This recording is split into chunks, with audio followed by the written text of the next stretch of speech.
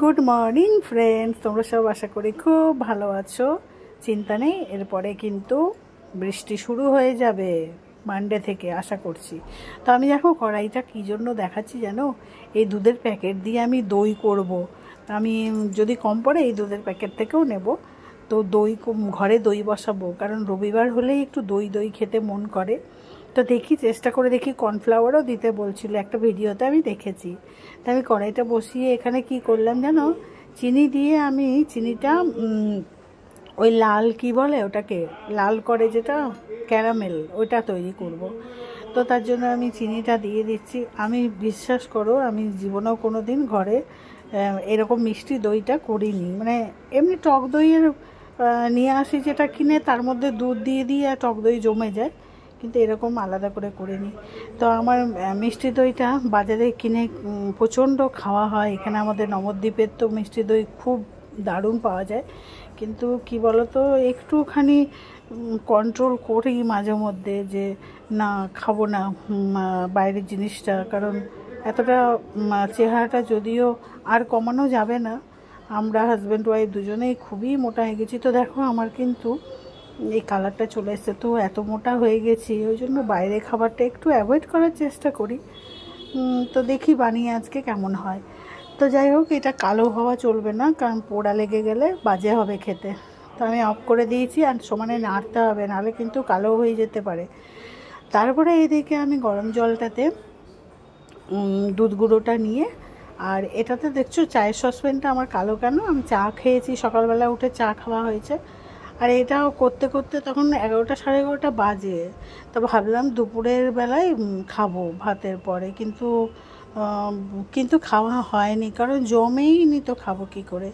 কিন্তু বিকেলে খেলাম যখন, খুব টেস্টফুল হয়েছে, তো সেটাই তোমাদের সাথে দেখাচ্ছি। তো আমি দেখো দুধ গুঁড়োটা গুলে নিচ্ছি, কতটা দেখলে পড়েই গেল। তো দুধ গুঁড়োটা গুলে নিচ্ছি। তো এই দুধ গুঁড়ো থাকেই, কেন কি চা হয়, তো এই দুধ গুঁড়ো দিয়েই চা হয়। তো এই দুধ গুঁড়োটা এবারে কি করব, এটার সাথে না মিশিয়ে দেবো।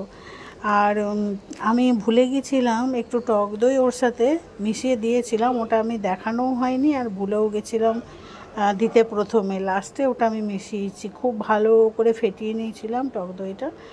আর এটা দিলাম, দিয়ে দেবো ওর মধ্যে। এটা ভালো করে যাতে কোনো ডেলা ডেলা না থাকে, ভালো করে গুলে নিয়েছি। তারপরে দেখো দিয়ে দিয়েছি। আর চিনিটা না একটু হয়ে গেছিলো, জমাট বেঁধে গেছিলো, ওটাকে ভালো করে নেড়ে নেড়ে ওটাও গুলে গেছে, অনেকটা জমাট বেঁধে গেছিলো। এই দেখো, দেখছো? তো আস্তে আস্তে ওটাও গোলা হয়ে গেছিলো। তো এরপরে আমি কি করলাম, ওই একটু কর্নফ্লাওয়ারও একটু জলের মধ্যে গুলে নিলাম।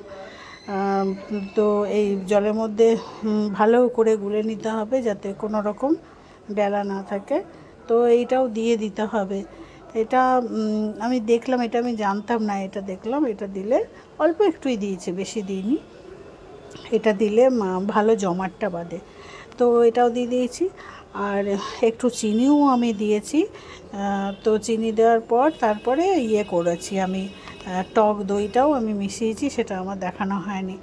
তারপরে একটু ভালো করে যখন ফুটে যাবে, তখন এটা বন্ধ করে দিয়েছিলাম।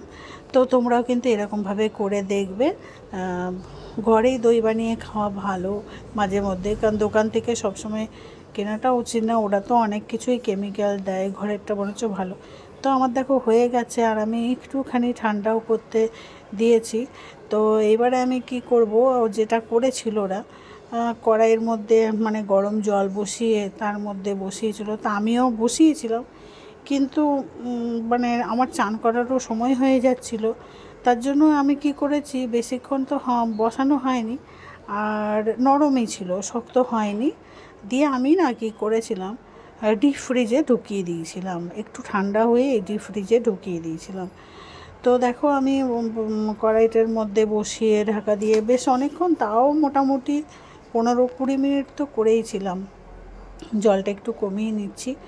তো একদম প্রথমবার করলাম, তাও একটু প্রবলেম তো তাহলে হচ্ছিলোই। তো আমি এটা বসিয়ে নিয়ে তারপরে তোমার 15-20 মিনিট ধরে অন্য কাজ করেছি, কিন্তু তাও দেখলাম জমেনি। যখন আমি নামিয়ে ওটা ঠান্ডা করিয়ে আর ডিপ ফ্রিজে ঢুকে যায়। দুপুরে আমাদের খাওয়াটা হয়নি, ভাতের পরে যে দই খাই সেটা খাওয়া হয়নি। আর এটা সম্পূর্ণ একদম আমি কাউকে বলিনি, নিজে নিজেই আমি রান্নাঘরে করছিলাম যে সবাইকে আমি সারপ্রাইজ দিয়ে দেবো। এইবারে দেখো বিকেলবেলা আমি না বের করছি, দেখি কেমন ওটার অবস্থা। কারণ দুপুরে একবার খাবার টাইমে একবার চেক করেছিলাম, ওই আধ ঘন্টা মতো ছিল, কিন্তু কিচ্ছু লাভ হয়নি, তখন নরম ছিল। তারপরে বিকেলবেলা যখন বের করছি তখন কিন্তু আমার মনটা শান্তি হয়ে গেছে যে না, যেটা করেছি ঠিকঠাকই হয়েছে। এই দেখো বেশ সুন্দর জমেছে, দেখতেও ভালো হয়েছে, এই দেখো জমে গেছে। আর খেতেও ভালো হয়েছে, খারাপ হয়নি, ভালোই হয়েছে। আর একটু মিষ্টি হলে ভালো হতো। তো দেখো আমরা সবাই খাচ্ছি, তোমরাও কিন্তু করে দেখো কেমন লাগে তোমাদেরও। তো এইটুকুই, টাটা।